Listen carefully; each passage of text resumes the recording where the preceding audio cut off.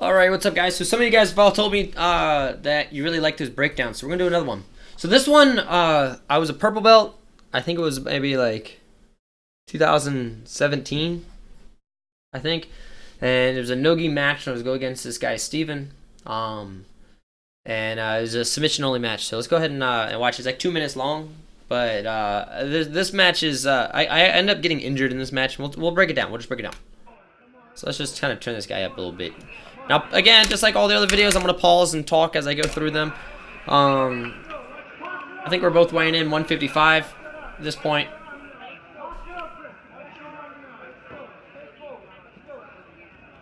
So you guys kind of see right off the start. You've seen me talk before, like hand control, head control. I wasn't breaking that. I was breaking that rule. I was playing with the hands. I didn't play with the head. That's what allowed me to get arm dragged. I didn't put head positioning on. If I had head positioning on, I wouldn't have got arm dragged. And now you see me get slammed. That's actually, I got hurt really bad right there. I didn't train for like 2 months after this, and I'll tell you a little bit what happened.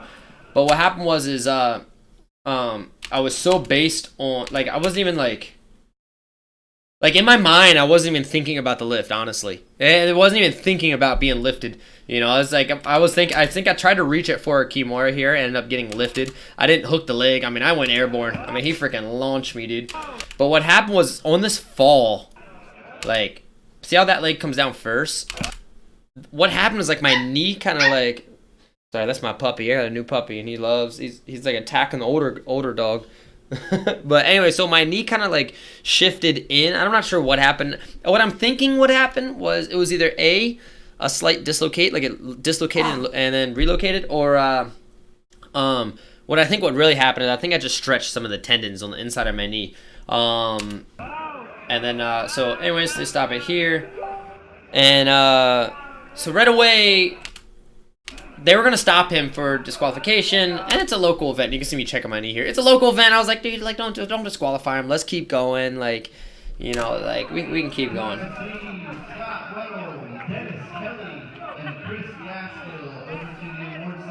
So here's where I was like, we can keep going. Like, we let it keep going. And so she had to get the okay through the refs. Kind of fast forward a little bit forward. She got the okay. They were okay with it. This is why I like the good fight. It's user friendly. It's a local event. Like they're there to support everybody. They're like, you know, whatever. All right, you guys can keep going. It's okay. Like, look, I was a purple belt at the time. I only had 2 people in my division, dude. I'm not trying to waste $100 to go in there and get a disqualification. You know what I mean? Like, especially like, to get that and then get a medal for it, like, no, no, that's not happening. Come on, dude, just re-cue. Like, in fact, I didn't even think that was a slam. In my eyes, like, that wasn't even a slam. What it was a clean lift and drop. Perfect. That was not a slam in my mind. Did I hit the ground pretty hard? Yeah, my dumb ass should have freaking, oh, excuse my language. My dumb self should have protected the slam. Simple, right? So let's get into it a little bit. Let's go into the actual content. They're asking them, blah, blah, blah, blah, blah. So right off the bat here, pretty sure I fire off on an arm drag to a single. So here I'm playing a little more head control. You see right away I was a little more serious with my head. I knew, like, I was like, okay, I respected his head game. We go head to head.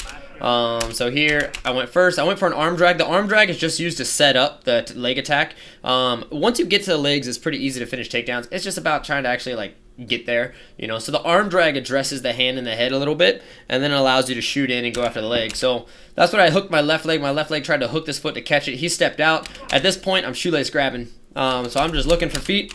I catch, caught a little, like, kind of ankle pick off of it. We go out of bounds. I'm like, all right, let's go back.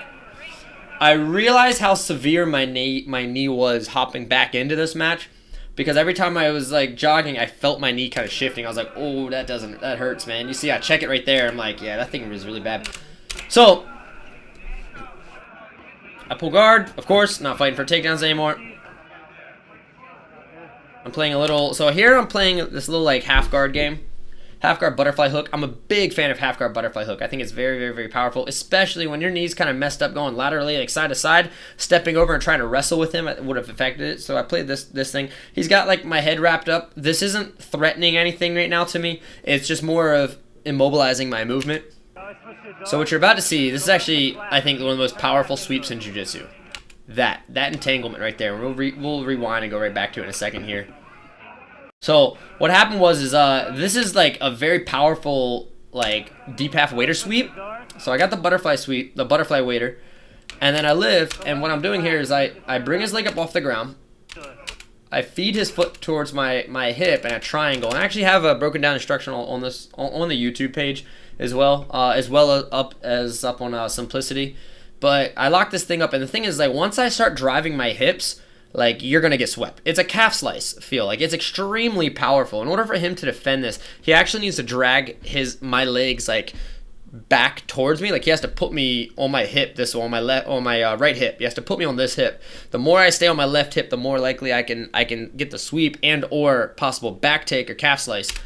So that was my goal, was to try to calf slice. I started here trying to bring my hips in, but I started feeling my knee kind of torque a little bit. So I backstepped, finished the pass, control the ankle.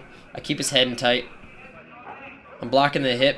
So here I'm playing that like kind of Helson type side control. The left arm that controls the head prevents him from kind of bridging his head away. And then my right arm that I put next to his hip, see if you can see it.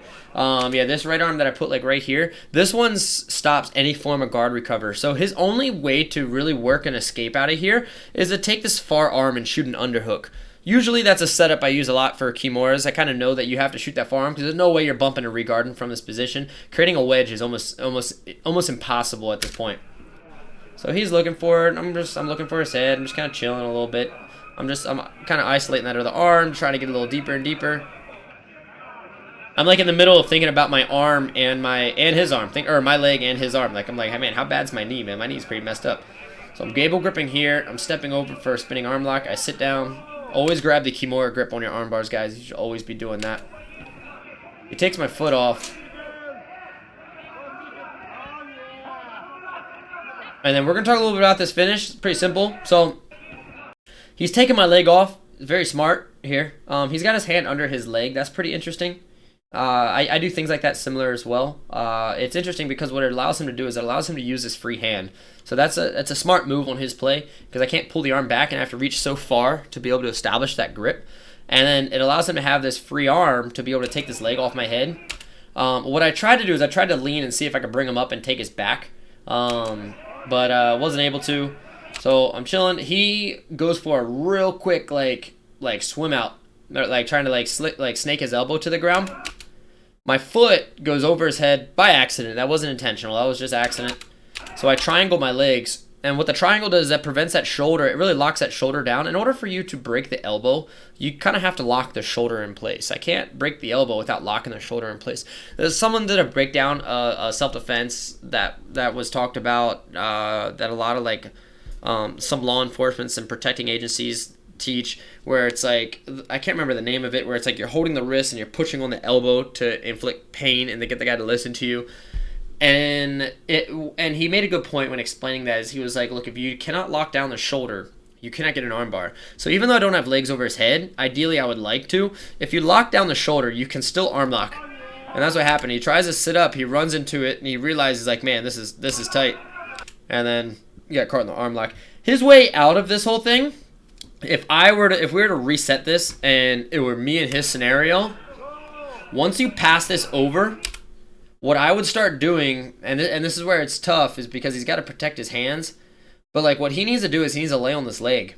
He has to get his body up on this leg. So it's like, and that's just like right here, I probably would have tried to keep my head heavy and then take your elbow. And if you can place his elbow over my ankle, that's one way out. The second way, trying to snake the arm, because I'm so far under his back right now, it's a big distance for him to be able to snake his arm out.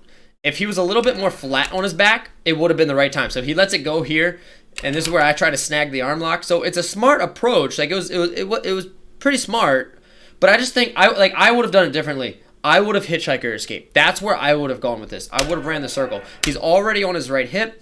The arm's starting to come out, but he goes to here, which is not a bad move, and probably in most cases he would probably escape there, especially in Nogi. It just got tight and he got locked up. That's just all it is. You know, it happens. But that's the breakdown on that one, guys. I got more breakdowns coming to you guys. Remember, guys, go check out simplicityjujitsu.com. More breakdowns, more commentary, more technique.